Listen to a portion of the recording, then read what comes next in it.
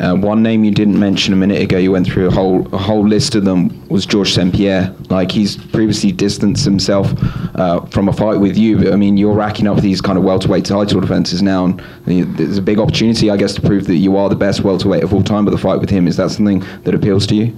I mean, it's always appealed to me, but I'm not going to keep calling out a guy that has already had 9 title defenses, reigned over the division. He stepped away from the sport. He came back. He made it very obvious that he wanted to fight certain types of fights, and it didn't look like he wanted to fight me. So at one point, I thought I needed to be him to be the greatest, because, I mean, who's going to say he's not the greatest welterweight of all time? You know, he beat the best welterweights in the world. It wasn't like he was just running through, you know, guys that was horrible. He was beating studs after stud after stud, and he really separated himself from everybody else. So I watched him do that for so long, and I always envisioned him fighting him. I always envisioned beating him.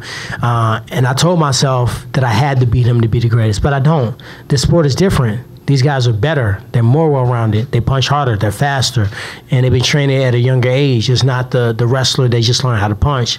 Everybody can do everything now. So I think the fact that I've been able to beat the last specialist in the game, beat the up-and-coming rising star, beat Robbie Lawler, who's one of the most vicious fighters we've ever seen, with two title fights that I think are probably in the top 10 of title fights of all times, that it don't take much more for me to solidify that pot.